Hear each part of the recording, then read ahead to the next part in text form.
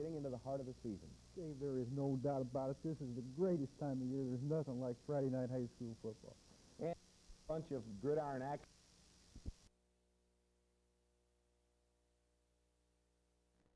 That's Steve.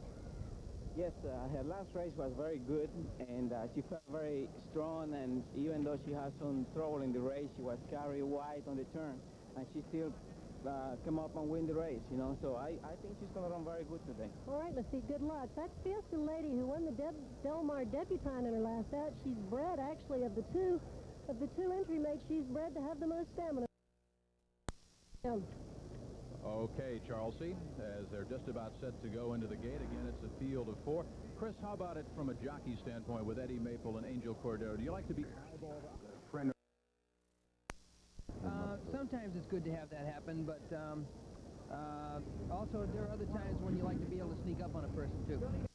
Let's go upstairs now for the call of the Matron Stakes, and here's Marshall Cassidy. Okay, Jim, Contredanse just went in. We're very close to post time, and there goes Lafitte Pinkai on Fiesta Lady. Woody Stevens through his binoculars looking at the gate. The final horse going in is Tiltalating. Okay, they're in line. They're all in line, and they're off. Pole 4. Tiltalating on the outside has the early lead, and something nearest the rail is in second by about a length. Then Contredanse is in third, and Fiesta Lady is in fourth. They race down the backstretch. Tiltalating has the lead by about a length. Something on the rail, second by 2, and Contredanse is in third. About 5 lengths further back. Fiesta Lady a distant fourth. The first quarter, very fast, 22 and 2/5 seconds as they enter the far turn.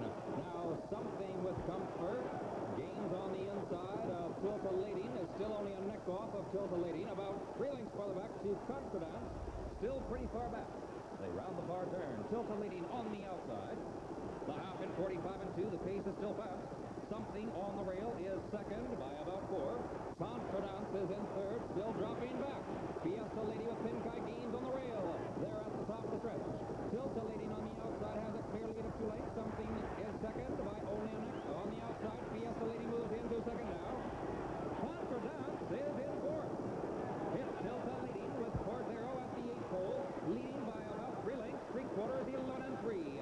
On the outside is stablemate Fiesta Lady.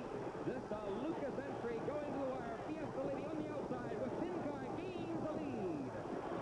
Matron Stakes to Fiesta Lady with Tiltalating finishing second. Contredanse was third. Something fourth.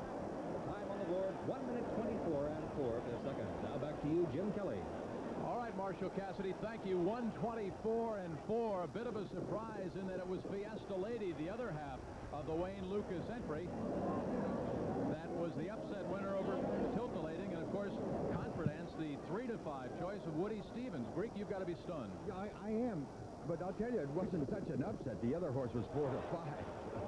I mean, it was a very close race. And it was Fiesta Lady and not Tiltalating. Well, that's true. That's true. Well, I thought it would be Contredanse that caught Tiltalating. No. Cordero got a little bit of his game plan messed up when something ran the first part of it with him. He looked both sides of him here to see if they were coming, and as McCarran and I said, don't worry, they are coming, and indeed it was the other half of his entry coming on after him. Pinkai seems to have something here on CBS. He keeps winning the Travers year in and year out. He comes now with a win in the Matron. I guess if we cover him, he comes east and wins him. But right about here, Chris McCarran said he's got him, and it was obvious that Tiltalating was getting late, Chris. Yeah, she looked like she was short in stride the last 16th of a mile, and Lafitte had dead aim on her. Boy, when Lafitte has aim on you, you got trouble. You better have a lot of horse left when he's coming at you. I'm afraid the other filly had little left, an impressive distance winner, and Charles C. Canty, what about it? Well, I'm out here with Lafitte Pinkai. He's becoming our favorite frequent flyer, and Lafitte, I think you and I owe Jimmy the Greek an apology. That's right. We've been doing pretty good. She picked up that speed, came on like she looks like she wants to go a lot further. Yes, she did. Like I said, she's improving, and she came flying in the last part of the race, you know, and coming down to the stretch, I thought I had a chance because she was moving pretty easy, and it looks like Angel Horse starting to stop, so that was a super race for her.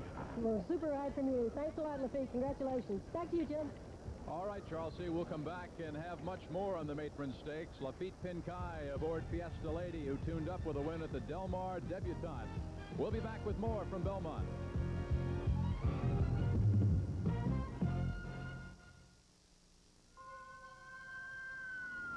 Going down our block. Did I leave the iron on?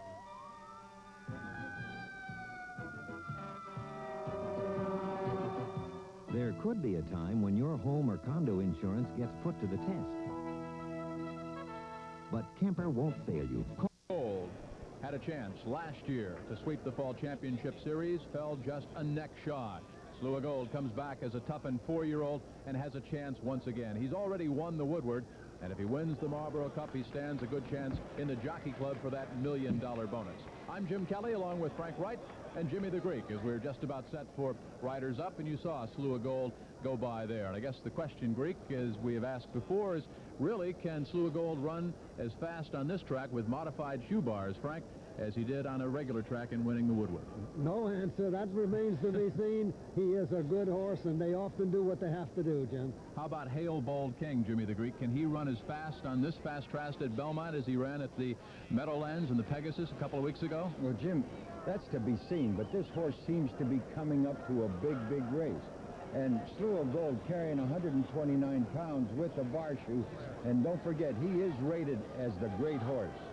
There is Slew of Gold, a 4-year-old. Angel Cordero, of course, is aboard. Slew of Gold this year beat Track Baron in the Whitney and came back and won the Woodward, Frank. The chain across his lip, a modified leather chain to protect him. He can be a little extreporous, but there's no telltale sign of excitement. His sleek bay colt is very smooth. We talked about Slew of Gold having a chance to sweep the Fall Championship Series a year ago. Here is why he missed by a neck. Watch in the center of the racetrack, Slew of Gold with Cordero. So concerned about Bates Motel on the outside, he took him wide, that Highland Blade was allowed to sneak on by on the inside and win by just a neck.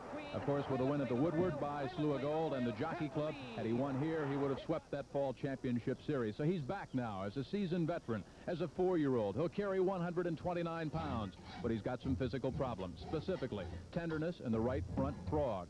That's the area at the very rear of the sole, a natural cushion on the horse's foot. So these specially designed modified bar shoes we've talked about will be worn on both the left and right front hooves. And trainer Jim Hill, who's also the co-owner, says we wouldn't run him if he didn't think that he would win this race. Well, I don't think the shoe will stop him. No trainer prefers it. But this shoe, as you saw in the picture and see here, protects the frog, the heel of the foot.